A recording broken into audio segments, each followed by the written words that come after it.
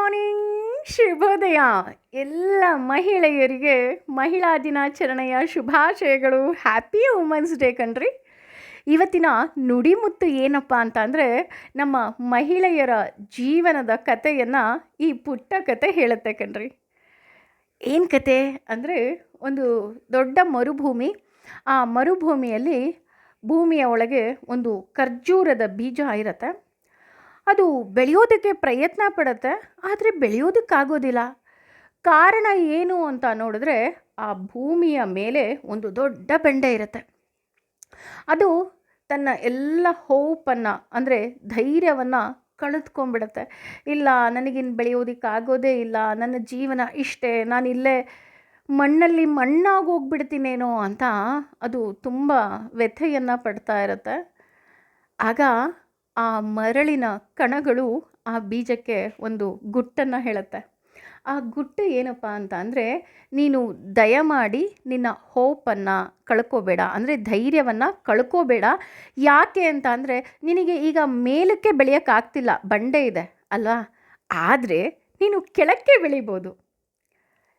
ಆ ಬೀಜಕ್ಕೆ ಅರ್ಥ ಆಗೋದಿಲ್ಲ ಏನು ಹೇಳ್ತಾ ಇದೆ ಅಂತ.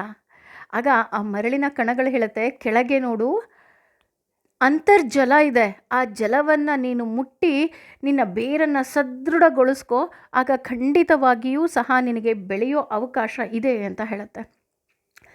ಅದು ತನ್ನ ಧೈರ್ಯವನ್ನು ಬಿಡೋದಿಲ್ಲ, ಧೃತಿಯನ್ನು ಬಿಡೋದಿಲ್ಲ. ಅದರ ಬೇರುಗಳು ಕೆಳಕ್ಕೆ ಇರುವ ಆ ನೀರನ್ನು ಮುಟ್ಟೋ ಪ್ರಯತ್ನವನ್ನು ಮಾಡುತ್ತೆ, ಹಾಗೂ ಆ ನೀರನ್ನು ಮುಟ್ಟಿ ಅದರ ಬೇರುಗಳು ಸದೃಢವಾಗಿರುತ್ತೆ. ಇದ್ದಕ್ಕಿದ್ದ ಹಾಗೆ ಒಂದು ದಿನ ಭೂಮಿಯಿಂದ ಹೊರಗಡೆ ಬೆಳೆಯುತ್ತೆ. ಆ ಬಂಡೆಯನ್ನು ಸೀಳಿ ಬೆಳೀತಾ ಅಂದರೆ, ಇಲ್ಲ ರೀ, ಬಂಡೆಯನ್ನು ಸೀಳಿ ಬೆಳೆಯೋದಕ್ಕೆ ಆಗೋದಿಲ್ಲ. ಬಂಡೆಯ ಪಕ್ಕದಿಂದ ತನ್ನ ಜೀವನವನ್ನು ಶುರು ಮಾಡುತ್ತೆ. ಹೇಗೆ ಶುರು ಮಾಡುತ್ತಪ್ಪ ಅಂತ ಅಂದರೆ, ಅದು ದೊಡ್ಡ ಮರವಾಗಿ ಸದೃಢವಾಗಿ ಬೆಳೆಯುತ್ತೆ.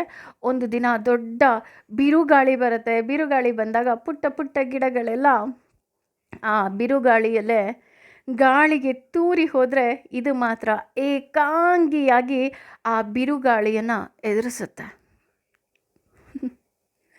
ಇದು ಮಹಿಳೆಯ ಶಕ್ತಿ ಅಂತ ನಾನು ಹೇಳೋಕ್ಕೆ ಇಷ್ಟಪಡ್ತೀನಿ. ಯಾಕೆ ಅಂತ ಅಂದರೆ, ಒಬ್ಬ ಮಹಿಳೆಯೂ ಅಷ್ಟೇ, ತಾನು ಏನನ್ನಾದರೂ ಸಾಧಿಸಬೇಕು ಅಂತ ಅವಳ ಮನಸ್ಸಿನಲ್ಲಿ ಬಂದರೆ, ಅವಳಿಗೆ ಎಷ್ಟೇ ಕಷ್ಟವಾಗಲಿ ಅವಳ ಎಲ್ಲ ಜವಾಬ್ದಾರಿಗಳನ್ನು ನಿಭಾಯಿಸುತ್ತಾ ಅವಳು ಬೆಳೀತಾಳೆ. ಅವಳು ಒಂದು ಸಲ ಬೆಳೆದು ನಿಂತರೆ ಯಾವ ಬಿರುಗಾಳಿಯೂ ಸಹ ಅವಳನ್ನು ಬೀಳಿಸೋಕ್ಕೆ ಸಾಧ್ಯ ಇಲ್ಲ ಅಲ್ವಾ. ಅದಕ್ಕೆ ರೀ, ಮಹಿಳೆ ಅಂದ್ರೇ ಒಂದು ಧೈರ್ಯ, ಮಹಿಳೆ ಅಂದ್ರೇ ಒಂದು ಬೆಂಬಲ. ಅದಕ್ಕೆ ನಾವು ನಮ್ಮ ನದಿಗಳಿಗೆ, ನಮ್ಮ ಭಾಷೆಗೆ ಹೆಣ್ಣು ಮಕ್ಕಳ ಹೆಸರು ಇಡೋದು. ಎಷ್ಟೇ ಮಾತಾಡಿದ್ರೂ ಸಹ ಆ ಮೊದಲ ಮಾತು ಅಥವಾ ಮಾತೃಭಾಷೆ ಅಂತಲೇ ಹೇಳ್ತೀವಿ. ಹಾಗೆ ಗಂಗೆ, ಯಮುನೆ, ಸಿಂಧು, ಕಾವೇರಿ ಅಂತ ನಮಗೆ ಜೀವ ಕೊಡುವ ನದಿಗಳಿಗೆ ಮಹಿಳೆಯ ಹೆಸರನ್ನು ಇಡ್ತೀವಿ. ಏನಂತೀರಾ? ಯೋಚನೆ ಮಾಡಿ. ಮಹಿಳೆ ಅಂದರೆ ಒಂದು ಶಕ್ತಿ ಕಣ್ರಿ. ಅದನ್ನು ನೀವು ಹೇಗೆ ಬಳಸ್ಕೊಳ್ತೀರಾ ಅನ್ನೋದು ನಿಮಗೆ ಬಿಟ್ಟಿದ್ದು. ನೀವು ಬೆಳೀರಿ, ಆ ಮಹಿಳೆಯನ್ನು ಸಹ ಬೆಳೆಯೋದಕ್ಕೆ ಅವಕಾಶವನ್ನು ಕೊಡಿ. ಏನು ಹೇಳ್ತೀರಾ? ಯೋಚನೆ ಮಾಡಿ. Thank you.